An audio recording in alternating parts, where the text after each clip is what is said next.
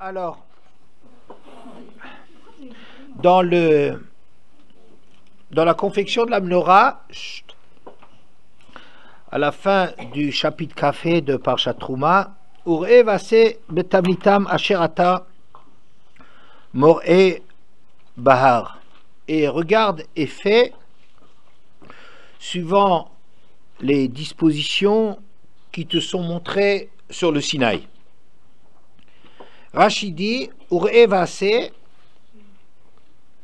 re'e kan bahar tavnit shani mareotra. Regarde ici dans la montagne sur le Sinaï les dispositions, le schéma que je te montre. Magid shenit kaché Moshe b'maaseh hamnorah ad sheralo hakadosh baruch hu menorah shel esh. Ce qui nous enseigne que Moshe a eu des difficultés pour la confection de la menorah, jusqu'à ce qu'Hachem lui a montré une menorah de feu. Il lui a montré comment ce que c'est. Donc, regarde et fais suivant l'image que je te montre ici sur la montagne. Donc, on voit que Moshe avait des difficultés puisqu'on a dû lui montrer cela. Ouais.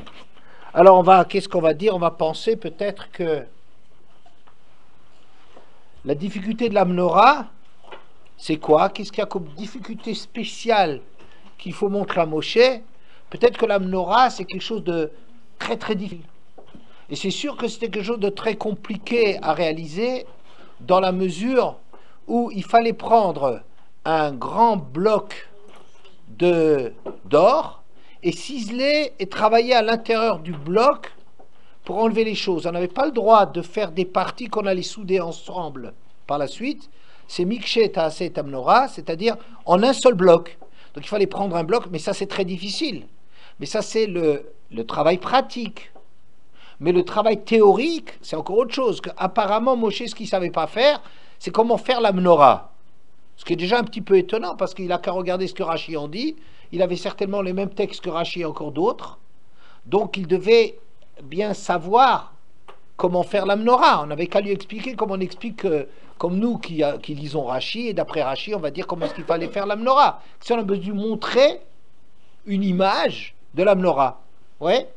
Mais là où le problème encore se complique davantage, c'est dans le Midrash Rabbah. Alors il faut se servir dans le Midrash Rabbah de Parshat Baalotra, parce que Baalotra, c'est donc la description de la mise en fonctionnement de la menorah. Alors, Baalotra est un érote, le Midrash dit, lorsque tu feras monter les lumières, אתה מוצא שנתקשה משה במעשה המנורה יותר מכל כלי המשכן עד שיראו הקדוש ברוך הוא באצבע. Tu trouves que Moshe a eu des difficultés pour réaliser la menorah plus que sur n'importe quel autre meuble, je sais pas, n'importe quoi qui servait dans le Mishkan. Puisque la menorah, c'est la seule dans les kelim du Beth Amikdash qu'il fallait lui montrer. Jusqu'à Hachem lui a montré Zé Maaseh Menorah, voilà, Zé, ça veut dire toujours je montre, je désigne. Hein? Jusqu'à ce qu'Hachem il a besoin de lui montrer cela. Vechein, beprasot be'ema temea ou Torah, shenema zot hachaya asher tochlu, et zelo tochlu, veiraou be'etzba. De même, pour les sabots fendus, qui sont un critère de cache-route des animaux, il fallait aussi montrer à Moshe qu'est-ce que c'est le sabot fendu, comment ça se présentait, comme c'est marqué Zot, voici, je la montre la chaya qui est kshera, et celle-là tu la montres, celle-là elle est permise, celle-là elle n'est pas permise. Donc il fallait aussi lui montrer les sabots du cheval, enfin du cheval il n'est pas caché. Alors, Vechein,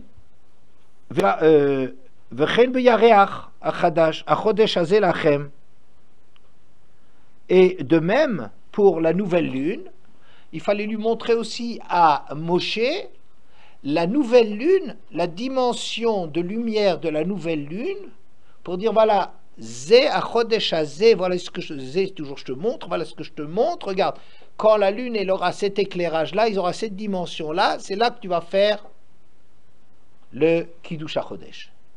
Donc il y a trois choses qui ont présenté des difficultés à Moshe. La menorah, le sabot fendu, et quoi, la troisième, c'est Rosh Chodesh. Alors, encore que la menorah, ça soit difficile à se représenter, même si on aurait pu lui expliquer suffisamment sans avoir lui montré d'images, bon, on peut encore à la rigueur laisser passer ça. Mais dites-moi, vous croyez vraiment que pour lui montrer qu'est-ce que c'est un sabot fendu, on a besoin de lui montrer une image? Sabot fendu, c'est facile. Tu prends un sabot, la définition telle que la Torah en donne, ça doit être recouvert de cornes, que sur tout le long, le sabot il doit être séparé. Hein, c'est comme un pied comme ça qui est séparé, et dans la corne, n'est-ce pas? Ben, qu'est-ce qu'on a besoin de montrer? On a besoin de montrer une image pour ça. Il n'y a rien de difficile. Et encore plus pour Rosh Chodesh. Qu'est-ce qu'il y a? Hachem, il veut lui montrer quelle est la dimension de la nouvelle lune. Il n'a qu'à dire, voilà, vue de nez, ça fait 1 cm, ça fait 2 cm. On peut lui dire comme ça.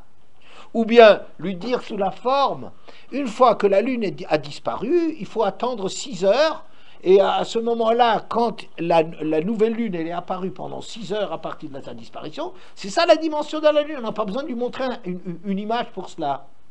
Vous comprenez la difficulté qu'il y a? C'est qu'on ne comprend pas quelle est la difficulté qu'il y a qui exige qu'on lui montre.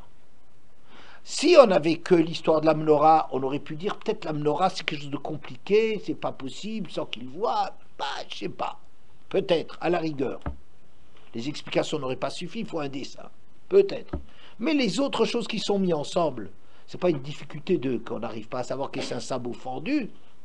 Et qu'est-ce que c'est? Hein, t'as qu'à voir. Voilà, le mouton, il est permis, ben, il n'a qu'à regarder comment c'était le sabot du mouton, ben, il saura comment ce que c'est. C'est vrai? C'est très, très bizarre, très bizarre. Et pour la nouvelle lune, c'est très facile de lui dire, voilà, quand la lune, elle aura... Je sais pas, c'est quelque chose de très, très étonnant.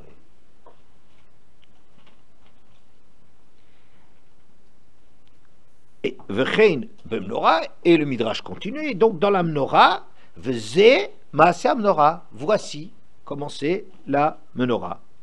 Miksha Zahav, elle doit être d'un bloc d'or, à partir d'un bloc d'or.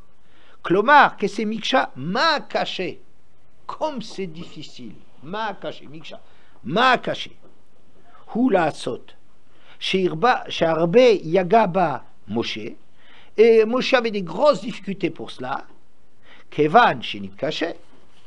Et comme il n'y arrivait toujours pas, Marlo HaKadosh Baruch Hu, le Moshe, Tol, Kikar Zahav, Veshlicho Laour.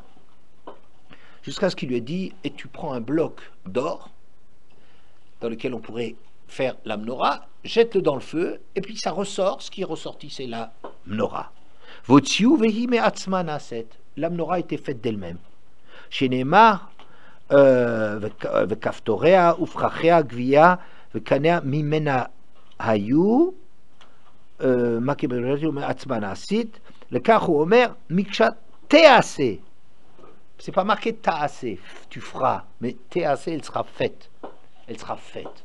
Elle sera faite d'elle-même. Mademoiselle, vous y êtes? Et même quand on lui a montré la menorah, Moshe n'arrivait encore pas à la faire jusqu'à ce qu'Hachem lui a dit jette-la dans le feu, et elle est ressortie comme la Egelazav en vérité, ça c'est drôle. Tu jettes le truc et puis ce qui ressortait c'est la menorah. Pourquoi? C'est marqué Théacé, elle sera faite d'elle-même.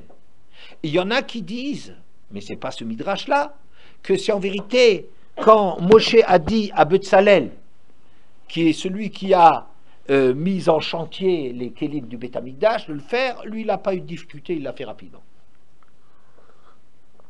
C'est aussi un petit peu étonnant, quoi. C'est vrai que Betzalel était quelqu'un de très doué, mais c'est quand même un petit peu étonnant, si vous voulez, que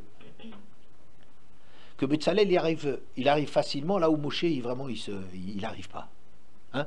Donc on voit en vérité sur la menorah, apparemment il y a deux problèmes. Il y a un de se représenter, il faut lui montrer, et même quand tu lui as montré, il ne savait pas le faire.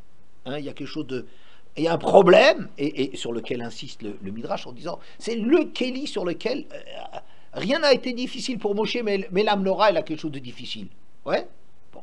Mais quelle est la difficulté? C'est ça ce qu'on va essayer un petit peu de comprendre. Qu'est-ce qui est tellement difficile à Moshe concernant la menorah, et qui est une difficulté qu'on retrouve aussi pour le sabot fendu, qu'il fallait lui montrer, on ne sait pas qu'est-ce qu'il faut montrer dans le sabot fendu, et pour la nouvelle lune, qu'est-ce qu'il fallait lui montrer une nouvelle lune pour qu'il sache que c'est que sa nouvelle lune. D'accord? Bien. Alors, à propos là, Rabbi Tzadok HaKohen, qui est un des grands commentateurs de la Chassidoute, il dit que, en vérité, pour comprendre les difficultés de Moshe dans la menorah, il faut s'intéresser à la discussion qu'il y a à propos de Moshe et Betzalel. Hein? Moshe et Betzalel, on va dire la chose suivante. Ça, c'est une Gemara dans Brachot Nunhe, dans laquelle on dit la chose suivante.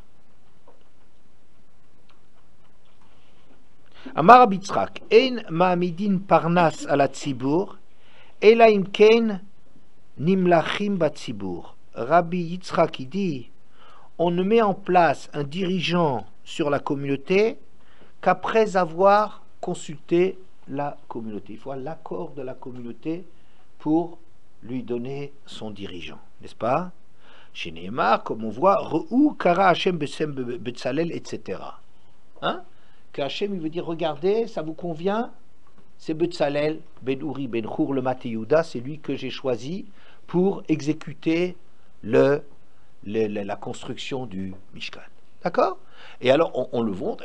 Donc, c'est à propos de Betzalel qu'on dit, il faut l'assentiment, il faut l'aval, l'accord des gens de la communauté, comme quoi ils acceptent celui qu'on leur donne. Bien. Je continue un peu dans la Gemara. Amar Rab Shmuel bar Nachmani Amar Rab Yonatan. Betzalel al Shem Chochmato Nikra. Betzalel, son nom, il vient suite à sa Chochma. Il avait une sagesse particulière. Beshash Amar lo Akadosh Baruch Hu, le Moshe, Lech est mort le Betzalel, Asel Mishkan Aaron Vekelim. Quand Hachem a dit à Moshe, va dire à Betzalel qu'il me fasse un Mishkan, un Aaron et des Kelim. Halach Moshe, Moshe il est allé, Vafar, il a inversé l'ordre. Vamar, lo assez Aaron, Vekelim ou Mishkan. Il faut fabriquer le Aaron, les Kelim et les Mishkan. Où est-ce que vous voyez que l'ordre a été inversé? Déborah? Au début, Hachem il avait dit, va dire à Betzalel de faire le Mishkan et le Aaron et les Kelim. Le Mishkan d'abord, les Kelim ensuite, le Aaron ensuite, ouais. Alors que Moshe il a changé l'ordre divin et il a dit à Betzalel, fais le Aaron d'abord le Aaron où il y a la Torah, et ensuite les Kelim et le Mishkan. Il a inversé. On se demande de quel droit. Amarlo, Moshe Rabbeinu. Minago shel olam adam bone bait ואחר כך מכניס לתוכו כלים. ואתה אומר, עשה לי אהרון וכלים ומשכן? כלים שאני עושה, להיכן נכניסם? Quand Moshe a dit à Betzalel, il lui a dit, tu dois faire le Aaron puis le Mishkan, ouais. Alors il s'est étonné, il lui a dit, Moshe Rabbeinu, mais le fonctionnement du monde, c'est que d'abord il faut construire une maison, et ensuite on prépare les meubles. Sinon, tu fais des meubles, tu vas les mettre où? Est-ce que c'est pas plutôt qu'Hachem il t'a dit, fais d'abord le Mishkan, et ensuite le Aaron et les Kélim? Et ce serait pas plus logique, et c'est pas ça que vraiment Hachem il t'a dit?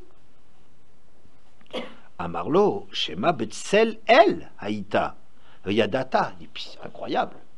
Est-ce que tu étais peut-être à l'ombre, tu étais à côté d'Akadosh Baruch Hu quand il m'a parlé? Là, il a dit oui, c'est vrai, c'est comme ça qu'il m'a dit. Et donc, Betzel El, tu étais à l'ombre d'Hachem, donc Betzalel. Le nom de Betzalel, ça veut dire comme quelqu'un qui était proche d'Akadosh Baruch Hu, à l'ombre d'Akadosh Baruch Hu quand il a donné l'ordre du Mishkan. Amar Rav Yuda Amar Rav Yodea Haya Betzalel le Tzaref Otiot Shenivru B'Shamayim Shamayim Haaretz.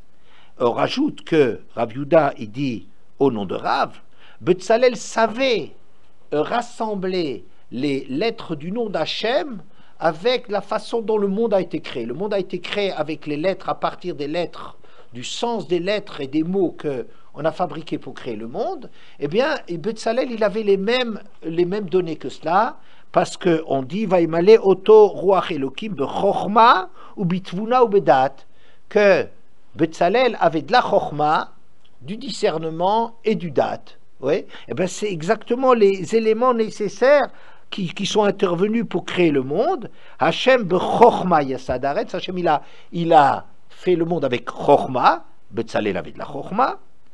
Konen shamayim bitvuna, il a mis en place le ciel par du discernement. Il y avait aussi de la tvuna chez Betzalel. Urtiv b'dato tohomot nivkaou, et il a fendu les profondeurs bedat, n'est-ce pas? Eh bien, c'est aussi les éléments que Betzalel avait. Vous y êtes? C'est un texte très curieux. Hachem dit quelque chose à Moshe, et Moshe va inverser l'ordre. Ben, c'est comme un truc incroyable. Alors Betzalel, après, il lui fait une remarque. Betzalel lui fait une remarque. Il dit, dis-moi, c'est pas très logique ton truc. Parce que normalement, quand on construit une maison avec des meubles, c'est d'abord la maison qu'on doit faire, ensuite les meubles. N'est-ce pas? Et toi, tu me dis d'abord de faire la Aaron et ensuite le Mishkan. C'est pas. T'es sûr que c'est ça ce qu'Hachem il a dit? D'accord? On ne se comprend pas très bien comment Moshe il fonctionne. Il dit, ah oui, bah, c'est bien ce que tu me dis. Et jusque-là, tu ne savais pas, tu as déjà entendu qu'est-ce qu'Hachem il a dit. Juste un petit Tosfot qu'il faut rajouter là-dessus. Tosfot il pose la question suivante. L'Echemor le Betzalel assez Mishkan Aaron Vekelim. Hachem il a dit, va dire à Betzalel, fais un Mishkan, d'abord le Mishkan, ensuite le Aaron, le coffre où il y avait la Torah, et ensuite les Kelim, les ustensiles qui servent à ça. Ve'im tomar hechash kechan shetiva kadosh baruch hu lasot Mishkan techila. Et si tu demandes, mais où est-ce qu'on a vu qu'Akadosh Baruch Hu, il a dit qu'il fallait d'abord faire le Mishkan, comme on rapporte ici. Harebe Parashat Trouma active Aaron Trila. Dans Parashat Trouma, eh bien, on voit d'abord qu'on a décrit le Aaron. Ensuite, on a décrit la Menorah. Ensuite, on a décrit le Shulchan. Et ensuite, on a seulement parlé Yeriot Mishkan et tout ça, toutes les tentures et tout ça, et comment est-ce qu'on faisait le Mishkan.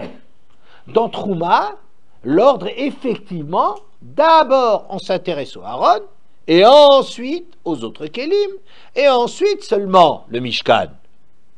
Alors comment ça se fait que la Gemara a dit, que Hachem il a dit à Moshe, il faut faire le Mishkan d'abord?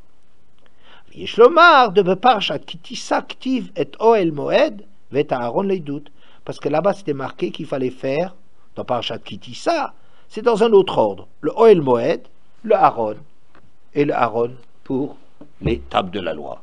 N'est-ce pas? Et ça, c'est le verset dans le chapitre Lamed Aleph. C'est marqué comme ça. Hachem s'adresse à Moshe en disant, regarde, j'ai convoqué Betzalel ben Uri ben Hur le Maté Yehuda, de la tribu Yehuda, je l'ai rempli d'une inspiration divine, Bechorma ou Bitvuna ou Bedat, et de tout V'chol Mlacha et tout savoir-faire, l'Arshov Barshavot, la Sot Bezav Bezav, ou Va'ani hine natati ito et Oliav, Vasu et kol asher tziviticha et Oel Moed, et ils feront tout ce que je t'ai ordonné, le Oel Moed, et le Aaron pour la Hidout et la Kaporet. Donc il lui a dit bien, d'abord le Oel Moed, ensuite le Aaron. Donc on voit que le problème un peu, c'est que Moshe il n'avait pas de réflexion. Il ne faut pas imaginer ça. Moshe, il a entendu, disons, deux textes. Il a entendu le texte dans Parashat Trouma, où effectivement on décrit d'abord la fabrication du Aaron. D'abord l'Aaron et le Mishkan après. C'est ça ce qu'il a. Mais Moshe a aussi entendu ce qu'Hachem il a dit à propos de Betzalel, fais le Mishkan et ensuite les Kelim et le Aaron. N'est-ce pas? Donc pourquoi est-ce que Moshe il a choisi, si vous voulez, Moshe il a choisi d'abord ce qui était donné dans Trouma, au lieu que ce qu'il vient d'entendre, Or, dans ce qu'il vient d'entendre, c'est quand on a dit, tu diras à Betzalel comment il faut faire. Et Moshe, il a choisi, il a inversé l'ordre. C'est quand même étonnant, Moshe, il a inversé l'ordre, mais de quel droit? Parce que tu as entendu dans Trouma qu'on parlait d'abord du Aaron, mais d'accord, mais tu as entendu Hachem, il dit, dis à Betzalel, il faut faire le Mishkan et les Kelim. Alors comment ça se fait que Moshe, il décrète comme ça contre ce qu'Hachem est en train de dire, il décide de l'ordre, et puis ensuite quand Betzalel lui dit, mais dis-moi, est-ce que tu crois que c'est comme ça qu'Hachem t'a dit? Et Moshe, il s'extasie comme s'il a... Ah, mais c'est formidable ce que tu me racontes. Comme Moshe n'était pas assez grand lui-même pour comprendre que d'abord, il faut construire le cadre, et ensuite, d'abord le cadre, et ensuite les choses que tu mets dedans. Il faut d'abord le contenant, et ensuite le contenu. C'est normal, quoi, Moshe, il manque de sens pratique pour savoir que d'abord il faut construire le Mishkan et ensuite les Kélim, le Aaron. C'est très étonnant cette histoire-là. Ouais, on ne comprend pas. Et là, donc, il y a une discussion entre Moshe et Aaron, entre Moshe et Betzalel, pardon. Moshe, lui, dit c'est le Aaron d'abord et le Mishkan après. Et Betzalel, il dit non, c'est d'abord le Mishkan et ensuite ce qu'on met dedans. D'accord? Bien. Alors, pour comprendre la discussion, vous avez suivi pour le moment, il y a des difficultés là-dessus qui sont les suivantes, disons. J'ai posé le problème, quelle est la difficulté particulière de la menorah? Je répugne un petit peu, je refuse un peu de dire la difficulté c'est d'ordre artistique qui ne savait pas comment c'était. Parce que d'abord, on pouvait le lui expliquer comme quand Rashi nous explique de quelle façon. Rashi ne fait pas un dessin, il nous explique comment faire, et nous, avec ça, on peut se le représenter. Pourquoi Moshe, il avait besoin d'une image de cela, n'est-ce pas? Et on voit que sa difficulté, elle est tellement grande que même quand il a montré l'image, il n'était pas capable de le faire, alors que Betzalel, il arrive à le faire. Quoi, est-ce que ça veut dire que Moshe, en pratique, c'est quelqu'un qui manque d'adresse, qu'il est maladroit? C'est un peu étonnant, disons, d'accord? Mais surtout, comme on est en train de dire qu'il fallait aussi montrer à Moshe qu'est-ce que c'était le sabot fendu, et lui montrer qu'est-ce que c'est la nouvelle lune, alors on voit bien que ce n'est pas une question de difficulté artistique comment est-ce que ça se présente, parce qu'un sabot fendu, c'est quelque chose d'extrêmement facile de savoir comment se présente un sabot fendu. N'est-ce pas? C'est très facile. La Torah le décrit bien, c'est comme deux bouts de pied qui sont chaussés d'un soulier qui s'appelle le sabot et qui est séparé au milieu sur toute la longueur. C'est facile de faire un truc comme ça. La nouvelle lune, on va lui dire, voilà, c'est quand la lune est là. Ben alors, et nous, comment est-ce qu'on fait, nous? On n'a pas vu l'image que Moshe a dit. Alors on comprend aussi, nous on nous dit, voilà, tu dois attendre 6 heures après le début de la nouvelle lune, quand la lune a disparu, et tu sauras que 6 heures après, la dimension de la lumière de la lune que tu vois, hein, c'est une dimension suffisante pour faire le Kiddush HaChodesh. Mais ça y est, on pouvait dire à Moshe la même chose. De toute façon, ça ne servirait qu'à Moshe, ça ne nous servirait pas à nous.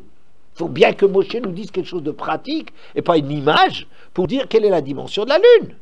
Vous voyez, c'est un peu... Ça n'a pas l'air d'être une difficulté. Ça n'a pas l'air d'être une difficulté de se représenter la chose. Ok? Bien.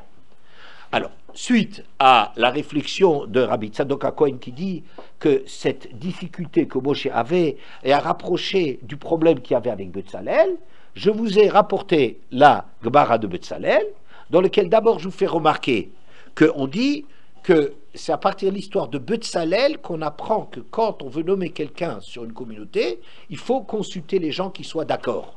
Oui, il se trouve que c'est avec Betzalel que ça a été dit, et ensuite qu'à Betzalel, il avait une chorma particulière, c'est au nom de sa chorma particulière qu'on lui a donné un rôle essentiel à jouer, et qu'il a repris Moshe, quelque chose de très étonnant, que Moshe a changé l'ordre de ce qu'il devait dire à Betzalel, au nom de l'ordre qu'il avait entendu lui personnellement dans Parshat Trouma, il a changé ça, et Betzalel lui a dit une question pratique qui n'a pas l'air tellement intelligente, je veux dire, à part ça, c'est une réflexion pratique assez évidente de dire, attends, d'abord on fait la maison, ensuite on fait les meubles, sinon les meubles tu les mettrais où?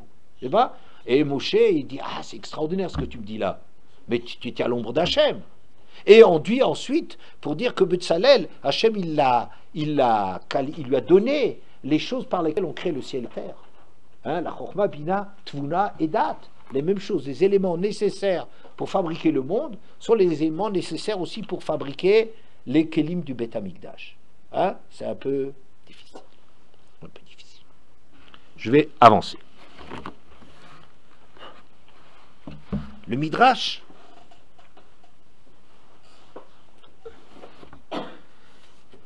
dans Baalotra, toujours,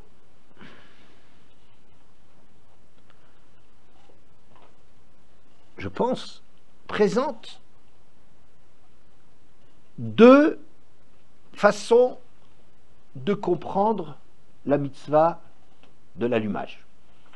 Un premier midrash qui est Hashem chofetz le man tzidko yagdil Torah veyadir. Le midrash commente le verset. Hashem recherche à donner du mérite à Israël. C'est pour ça qu'il donne une grande Torah. Il leur donne beaucoup de mérite en leur donnant des tas de mitzvot dans lesquels ils doivent s'investir. Hein? Amar lo HaKadosh Baruch Hu le Moshe. Commentaire. HaKadosh Baruch Hu dit à Moshe, Lo bishvil shani tzarich le nerot, hizartira la nerot. Ne crois pas que je te demande d'allumer la menorah parce que j'ai besoin de la lumière. Elle a l'iskotam, mais c'est seulement pour que les Bnei Israël ils aient du mérite. Moi, j'en ai pas besoin. Chez les Mar, Unora imeshara, c'est marqué que la lumière, elle est avec Hachem. Il n'a pas besoin de lumière, il n'a pas besoin d'éclairage. Urtiv. Gam choshech lo yachshich mimcha velayla kiyom ya'ir kechashecha keora. L'obscurité n'est pas obscure pour toi, et la lumière est aussi claire pour toi que le jour. Hachem, c'est lui la lumière. Il a le besoin de lumière. Qu'est-ce que ça veut dire que tu vas éclairer? Va à l'autre et à Nérot. Allume les Nérot. Quoi? Parce qu'Hachem, il a besoin, il faut mettre l'électricité pour y voir plus clair. Et c'est clair qu'Hachem, pour lui, le jour, la nuit, l'obscurité, les cachettes ou les dévoilés, tout est révélé exactement, aussi clairement. Donc c'est pas pour moi, dit Hachem, que j'ai besoin que tu allumes. Bah, le lametra, chez Einu Tsarich le Nerot, chez le Basar Vadam. Et c'est pour ça, ça t'enseigne qu'en vérité, Hachem n'a nullement besoin de l'éclairage. D'ailleurs, vous savez, quand on construit une maison, les fenêtres, ils le faisaient en général qu'elles étaient étroites vers l'extérieur et larges vers l'intérieur. Pourquoi? Pourquoi autrefois, quand on ne les faisait pas parallèles, parce que peut-être la vitre coûtait très cher, je ne sais pas fabriquer, mais on les construisait à l'extérieur, le mur extérieur c'était un créneau, un truc pas étroit, et à l'intérieur c'était un truc large. Pourquoi d'après vous? Pour la lumière. Avec un peu de lumière, elle va s'étendre, elle va diffuser, donc on fait de la place à la lumière pour qu'elle puisse remplir. Hein? Avec un peu de lumière, on peut éclairer beaucoup la pièce. D'accord? Bien. Mais dans le Beth Amikdash que Shlomo a fait, comment est-ce que c'était? C'était l'inverse. C'était étroit à l'intérieur et large à l'extérieur. Ça veut dire quoi? Pardon? Ça veut dire que c'est l'intérieur qui éclaire l'extérieur. Chez les hommes, c'est l'extérieur qui éclaire l'intérieur. C'est pour ça qu'il faut étroit à l'extérieur, mais large à l'intérieur. Mais dans le Beth Amikdash, on veut bien te dire, tu sais, Hachem, c'est vraiment pas de ta lumière qu'il a besoin, au contraire, c'est lui qui donne la lumière au monde. Donc même si c'est étroit à l'intérieur, c'est large vers l'extérieur, c'est le Beth Amikdash qui éclaire le monde. Vous y êtes? Bien. C'est un premier midrash. Un deuxième midrash, il dit la chose suivante.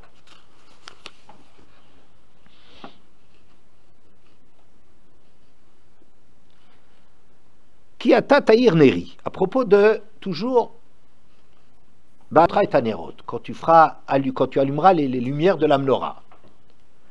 Kiata Taïr Neri, c'est toi qui allumes ma lanterne, qui éclaire ma lanterne. Amrou Israël ifna kadjbokhubon sholam. Lanu ata omer shinaïr le fanecha. Il dit Yakadjbokhou, tu nous demandes à nous d'éclairer pour toi. Ata oro shelolam, c'est toi la lumière du monde. Vaora daraetzlecha. Et la lumière réside auprès de toi, comme le verset qu'on a vu tout à l'heure, on aura imeshara. La lumière réside avec lui. Où c'est clair? C'est en présence d'Hachem. Vata omer el moul pene amnora. Et toi, tu dis non, il faut qu'on éclaire. Comprenez pas. Qu'est-ce que tu veux avec cela? Alors, je saute un petit peu. Et on donne Machal le ma à Davar Domé. Un exemple à quoi ça ressemble quand Hachem leur demande d'éclairer. D'accord? On va donner une illustration de cela. Le Pikeach Vesuma Shayu Malchim Bederer. Quelqu'un qui voyait et un aveugle qui se promenaient de concert. Ils allaient à l'extérieur, ils se promenaient. Amar le Pikeach le Suma que chez Nichnas le Tochabait, c'est Vatlekli et Taner. Quand ils arrivent à la maison, celui qui était le voyant, il dit à l'autre, s'il te plaît, toi l'aveugle, allume. À la maison, il sait comme il peut plus se débrouiller l'aveugle, n'est-ce pas? Ben, allume-toi la lumière. Amarlo Asuma, betovatrak shayiti, bederech ataita mesamcheni ad shenichnasu letoch habait, ataite malve oti, varchav ata omer adlikli et aner. Il dit, je comprends pas. Même dehors, où il n'y avait pas de lumière, c'est toi qui me guidais tout le temps. C'est toi qui vois. C'est toi qui sais faire les choses. C'est toi qui es ma lumière pour moi. Et toujours quand on était en chemin, c'est toujours toi qui m'as éclairé. Et maintenant qu'on arrive à la maison, tout d'un coup, tu dis, toi, éclaire-moi. Je comprends pas, mais pour toi, c'est plus facile que pour moi. Tu m'as toujours éclairé. Quand c'était plus difficile, quand moi, j'y voyais pas clair, alors là, quand même moi, j'arrive à me débrouiller, pourquoi c'est pas toi qui le fais? Amorlo apikeach shel lo tehe machazik li tova shayiti malvecha baderer le kach amarti lecha irli. Et ben, tu sais pourquoi il est demandé? C'est pour que tu me rendes un service. Comme ça, tu n'es pas redevable. Écoutez ça. Le picard, il fait un chesed extraordinaire. Il veut dire, il sait très bien que lui qui fait toujours quelque chose pour l'aveugle est toujours débiteur. Et c'est très insupportable de toujours devoir et de jamais pouvoir rendre. Qu'est-ce qui fait le picard? Dans la maison, l'aveugle, il peut se débrouiller pour trouver la lumière. D'accord? Il dit, allume la lumière, rends-moi ce petit service d'allumer. Comme ça, tu vois, moi je fais quelque chose pour toi, dehors je t'ai dirigé et tout, je t'ai aidé, et bien maintenant tu fais quelque chose pour moi, tu allumes la lumière. Et de la même façon, le picard, le Midrash il continue, c'est Akadosh Baruch Hu, et nous on est aveugles, etc. C'est pour ça qu'Hachem, quand on rentre dans la maison, c'est-à-dire quand on rentre dans le Beit Hamikdash, eh bien, l'autre est anerot, Hachem il demande qu'on éclaire. Vous voyez? C'est un chesed extraordinaire d'Hachem qui n'a pas besoin de la lumière, qui n'en aurait pas besoin, mais il veut qu'on lui rende service. Ouais? Bon. Moi, il y a quelque chose que je ne comprends pas là-dedans. C'est la comparaison. Quand on fait des comparaisons, il faut toujours réfléchir, est-ce que la comparaison est judicieuse? Sinon, qu'est-ce qu'il faut penser? D'accord? Quelle est ma difficulté? Imaginons, on parle de quelqu'un qui voit et de quelqu'un qui ne voit pas. Je comprends bien que en cours de route, c'est toujours celui qui voit qui dirige l'autre. Normal. Ils arrivent à la maison. Il faut faire de la lumière. Alors, au lieu que ce soit celui-là qui voit qui allume la lumière, il demande à l'autre d'allumer la lumière. Donc, l'autre va faire quelque chose de gentil pour lui, une chose dont il a besoin. Il lui allume, parce que même le gars qui voit, quand on est dans la maison c'est le soir, je sais pas quoi, c'est obscur, il faut allumer. Donc, quand l'aveugle, il fait quelque chose pour le voyant, pour celui qui voit, il rend service à celui qui voit. C'est peut-être un petit service, c'est peut-être que celui qui voit aurait pu le faire plus facilement encore que l'aveugle d'allumer, mais il fait ça pour un petit peu contrebalancer le service qu'il lui a fait et lui dire, toi aussi tu te donnes de la peine pour moi, comme ça, voilà, tu peux me regarder, tu n'as pas besoin de te gêner devant moi que c'est toujours moi qui fais tout. C'est pour ça qu'il faut demander aux gens, il faut parfois savoir le demander aux gens à qui on a rendu service, et qui sont comme ça d'une situation, une espèce de malaise, un peu d'être redevables, on leur demande aussi un petit quelque chose, comme ça ils contribuent, et puis ça leur permet non seulement d'avoir reçu, mais en plus, encore, c'est encore plus grand, de pouvoir garder la tête haute, n'est-ce pas? Mais là, ça a du sens, parce que dans la maison, le voyant, il a aussi besoin de la lumière, donc le pauvre, il fait quelque chose pour lui. Mais dans le Beth Amikdash, Hachem, il voit. Hachem, tu ne peux pas dire, maintenant il lui dit, alors au lieu d'éclairer moi, je te demande à toi de m'éclairer. Comme ça, tu ne me dois plus rien. Mais qu'est-ce que tu as besoin d'éclairer pour Hachem? Le Midrash, il est, qui a tataïr neri, c'est toi qui m'allume. C'est toi qui m'éclaire, dit Hachem. Donc ça veut dire qu'Hachem, il a besoin d'aucune lumière. Pour lui, l'obscurité, la lumière, la nuit, le jour, ça ne veut rien dire. Hachem est toujours dans la lumière. La lumière, c'est Akadosh Baruch Hu qui est de la lumière. Vous comprenez? Donc, ce Midrash, il semble ce Midrash, qu'il n'est pas très judicieux. Vous comprenez? Est-ce que vous comprenez, mademoiselle? C'est très important cette remarque. Hein? Très important. Le Midrash semble illustrer l'histoire de l'aveugle et de celui qui voit en appliquant ça à Israël à Akadosh Baruch Hu. Il semblerait que c'est pas juste. Que ça ne s'applique pas. Parce qu'Hachem n'a aucun usage de la lumière d'Israël. Ouais? Alors moi, j'explique la chose de la façon suivante. J'explique comme ça. C'est vrai qu'Hachem, quand il a donné... Je dis que toute cette histoire-là, cette lumière dont il s'agit, c'est la Torah. Et ce qui est examiné maintenant, c'est la relation entre Torah chez Birtav et Torah chez Baal Pé. C'est-à-dire, Hachem aurait pu, dans la Torah, donner tout l'éclairage qu'il veut. Mais il s'est arrêté. Vous savez, on a déjà souvent parlé que le nom d'Hachem, quand il a créé le monde, c'est El Shaddai. Qu'est-ce que ça veut dire Shaddai? Chez Omar, le Olamo Dai. Il dit à son monde, suffit, stop. À quoi ça correspond? C'est que quand Hachem il a dit Or, quand Hachem il dit je sais pas, Yabasha, oui, Irakia, quand Hachem a créé le monde, le monde, il se développait, c'est le monde en expansion. Il devient énorme, énorme, énorme. Vous savez quel est le problème?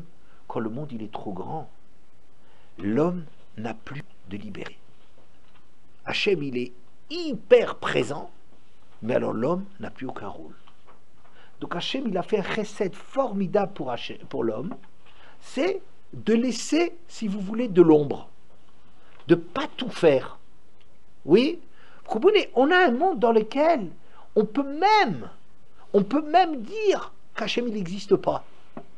Ça, je trouve que c'est la plus grande preuve pour moi que le monde, c'est Hachem qui l'a fait. C'est que créer quelque chose d'aussi fantastique que le monde, et de permettre dans ce monde à l'homme de croire qu'il n'y a rien derrière, que c'est là par hasard, ou la nature, ou des histoires de ce genre-là, ça c'est tellement génial. Ça veut dire que l'homme, dans ce monde-là, il est libre de nier Hachem. Ça, c'est pas possible que le hasard il fasse. Le hasard, il ne peut pas bien faire les choses comme ça. Ça n'existe pas. De permettre dans le monde ou de trouver Hachem, ou de le refuser. Et c'est ça tout le srout de l'homme, d'arriver à trouver, de choisir le bien, et de comprendre que c'est Hachem qui est le créateur, et c'est lui qu'il faut louer. Vous comprenez? Mais ça, c'est ce que ça veut dire chez Amar le Olamodai, qu'Hachem, il a mis un coup d'arrêt, il n'a pas voulu faire des choses tellement puissantes, qu'il est impossible de nier Hachem. Hachem, il a arrêté les choses pour laisser vivre l'homme. D'accord? Maintenant, là-dessus, on peut, les deux midrashim, à mon avis, discutent. Qu'est-ce que ça veut dire? Qu'est-ce que ça veut dire? Hachem, il a arrêté le monde. Mais Hachem, lui, il a toute la lumière du monde. Il aurait pu faire tout. C'est le premier midrash. Hachem, c'est toi la lumière. Pour toi, la lumière et l'obscurité, c'est la même chose. C'est aussi clair la nuit pour toi que le jour. On a plein de psukim là-dedans en disant Hachem, il n'a pas besoin, il n'a rien besoin, il voit très clair et tout ça. Donc, pour quelle raison il dit Baal Otra et Taner? Pourquoi il demande du travail à l'homme?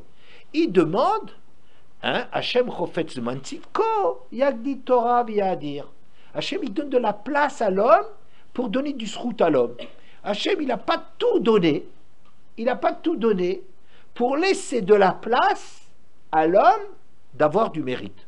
Hachem, ce qu'il recherche, c'est de donner à l'homme du mérite, et c'est pour ça qu'il n'a pas tout dit. Il n'a pas tout rempli. Il y a des zones d'ombre dans le monde pour que l'homme, il a une prira, il a un choix. D'accord? Ça, c'est pour l'homme. Hachem n'a besoin de rien. Donc, quand Hachem, il demande à l'autre et Tanerot, c'est pas pour Hachem, Hachem n'a rien besoin de cela, mais c'est pour que l'homme puisse choisir et avoir du mérite et construire sa vie. Ça marche? Premier midrash. L'autre midrash, un peu plus loin, il nous dit la chose suivante, que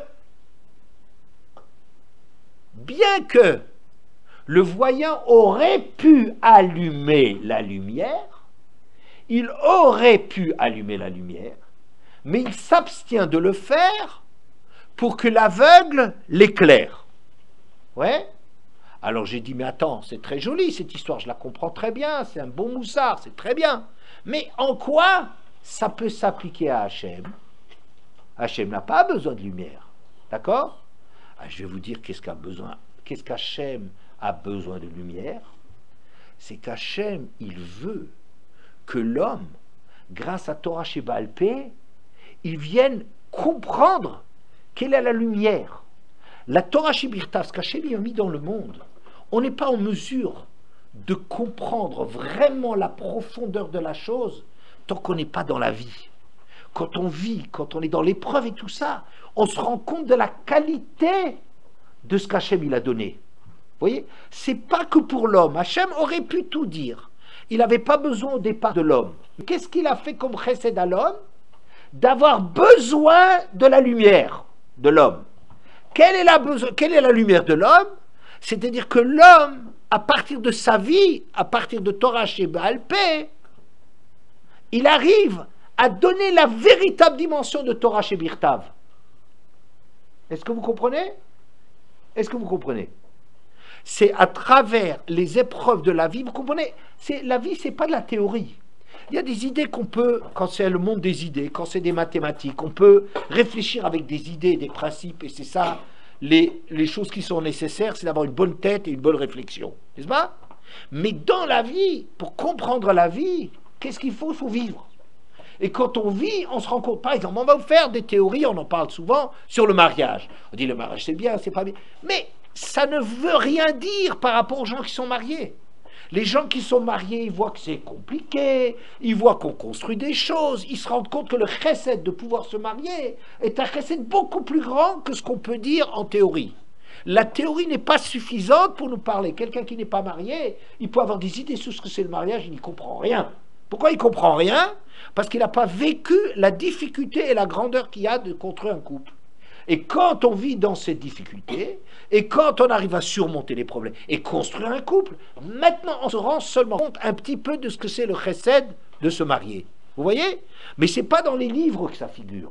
Donc, qu'est-ce qu'on va dire? Que la Torah chez Baal Pé, ça veut dire le vécu de l'homme va éclairer les idées. Les idées ne sont pas suffisantes. Ok? Bien. Maintenant, mesdemoiselles, je prétends que la machloket, disons la discussion qu'il y a entre Moshe et Betzalel, elle correspond à ces deux midrashim. Le premier midrash nous dit quoi? Que Hachem n'a pas besoin de lumière, clairement. Et s'il laisse des zones d'ombre, s'il laisse des choses à éclairer, c'est uniquement pour l'homme, pour que l'homme ait du mérite. Donc ça veut dire tout est déjà du côté d'Hachem, Hachem a donné ce qu'il faut, et s'il y a de l'ombre, c'est que pour l'homme, pour donner du mérite. D'accord? L'autre texte nous dit, non, le chesed d'Hachem, il est encore plus grand que cela. quand Hachem, il s'est réduit, il s'est arrêté, il a fait un monde dans lequel il y a de l'obscurité, il fait un chesed très très très très extraordinaire de laisser de la place à l'homme pour comprendre, de laisser de la place à l'homme pour que l'homme il comprenne mieux quelle est la lumière qu'il a reçue d'Hachem. Donc l'aveugle va vraiment faire quelque chose parce que ce qu'on a, les données, ne nous éclaire pas vraiment suffisamment sur ce qu'on a, reçu. Vous voyez? Je vais vous donner un exemple. C'est marqué que pour condamner à mort quelqu'un, il faut que ceux qui participent au Sanhédrin soient des gens qui ont élevé des enfants et d'autres disent, même s'ils en ont eu, mais que ça ne soit pas trop vieux et oublié chez eux. D'accord? Bien. Pourquoi? On parle de gens qui sont des gdolim. On parle de gens qui ont 80 ans. Hein, il peut y avoir dans le Sanhédrin des gens qui ont une réflexion exceptionnelle de gens qui ont 80 ans et que toute leur vie ils ont été dans la Torah. Ils savent très bien réfléchir.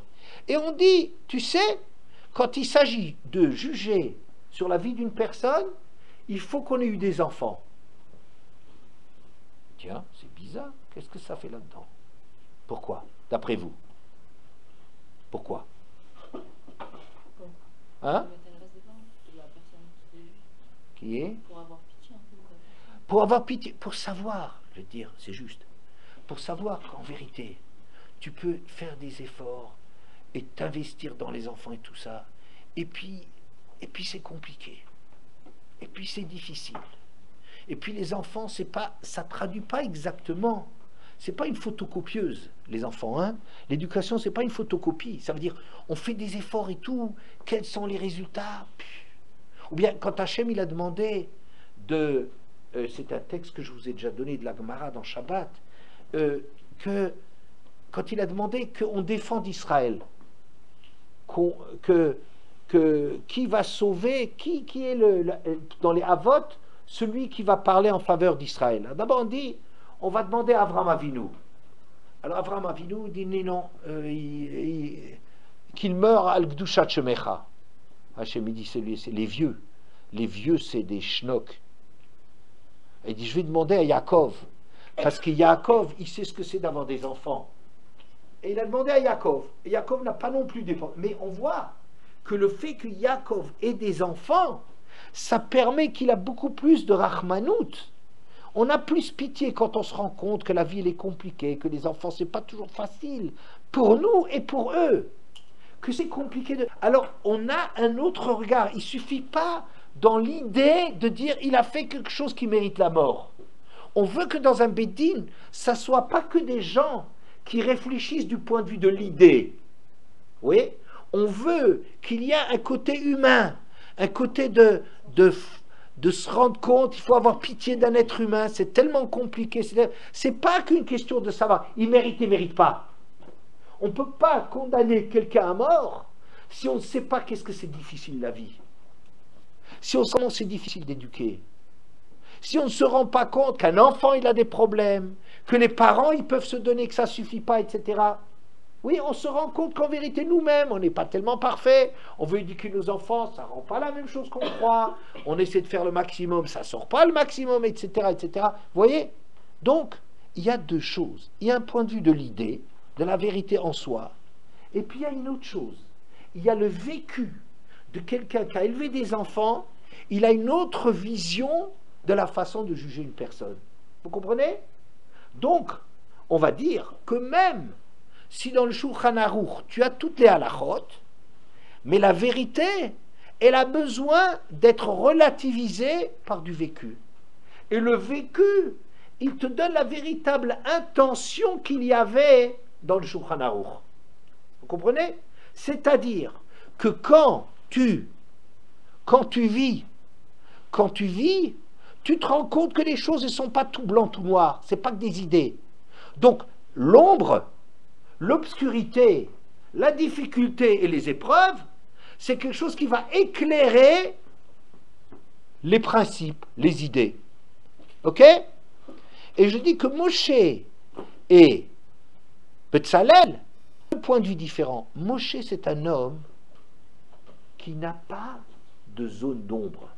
Moshe Eved Neeman, c'est quelqu'un, un serviteur fidèle, c'est-à-dire ce qu'Hachem dit, il a comme rôle de retransmettre d'une façon exacte ce qu'Hachem a dit. Vous voyez, Moshe, il transmet la parole, c'est le canal dans lequel Shrina Medaberet Mitor Grono. Il est en train de rapporter exactement ce qu'Hachem dit. Mais Moshe Rabbeinu, il est né Mahoul, comme dit Rabbi Tzadok HaKohen.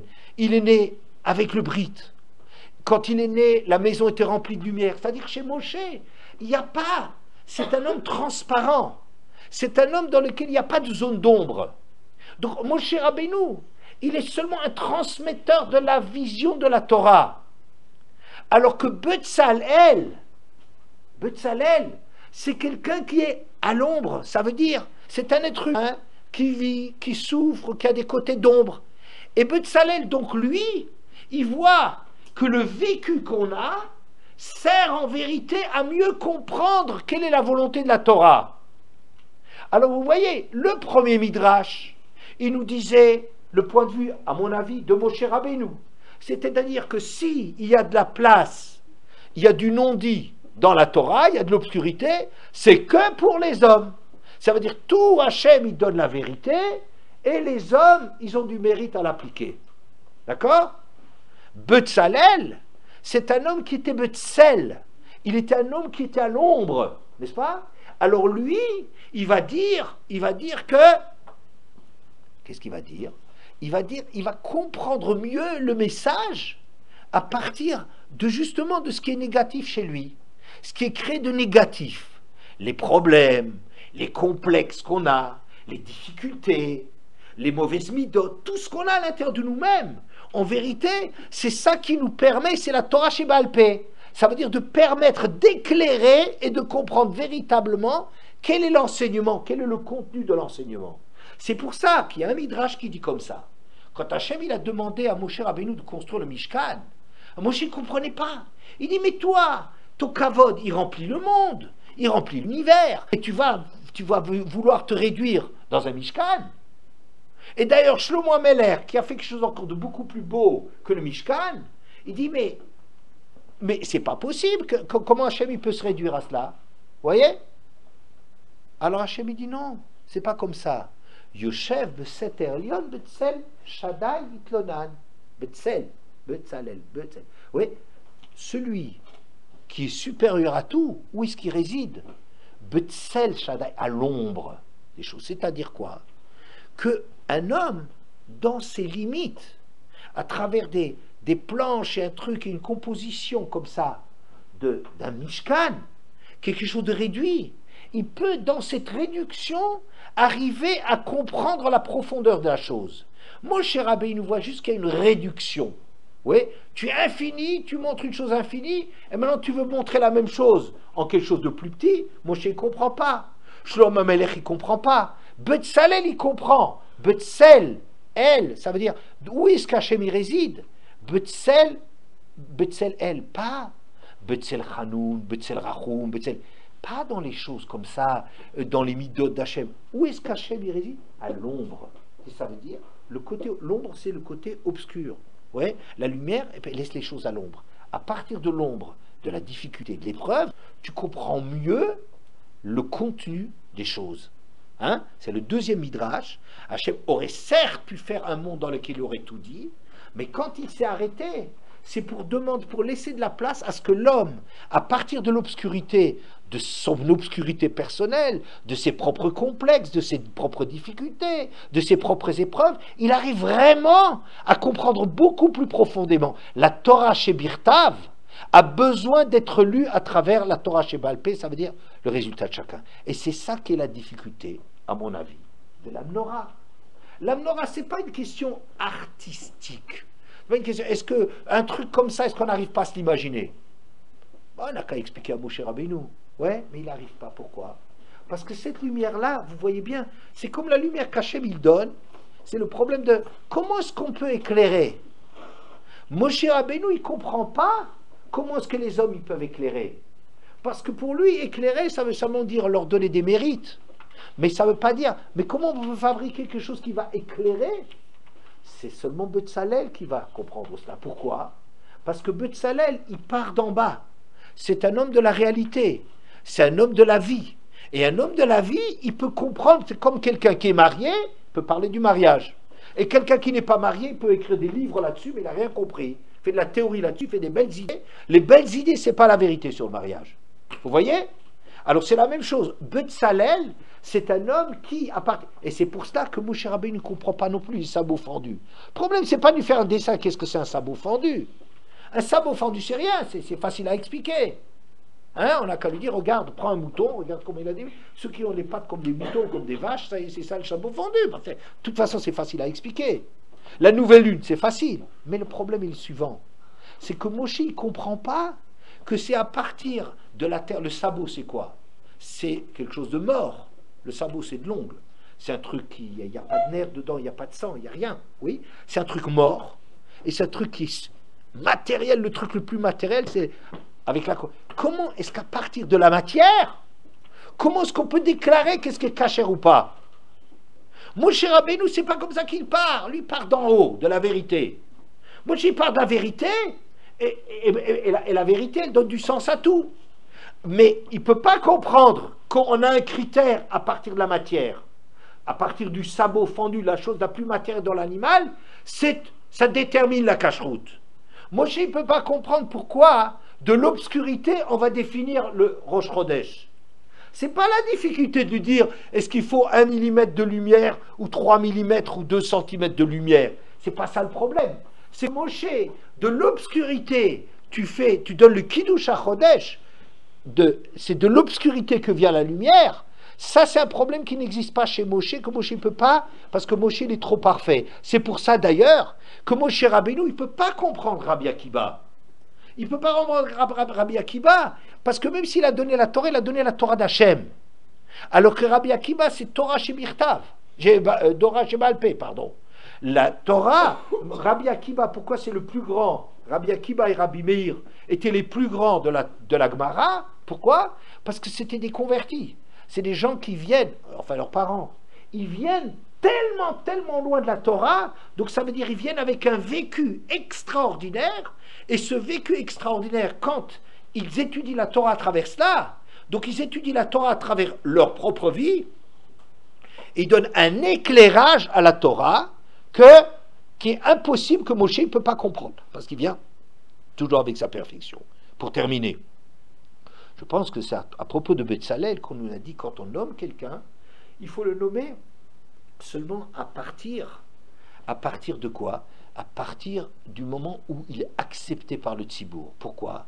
Parce qu'on ne nomme pas d'en haut. C'est pas un truc théorique pour nommer quelqu'un.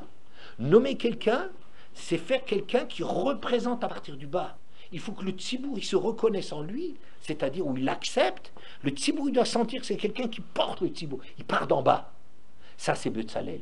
C'est justement Betzalel qui est l'homme de l'ombre, l'homme qui est le côté obscur, le côté difficile dans l'homme. C'est lui qui est l'exemple même de la façon dont il faut diriger les choses.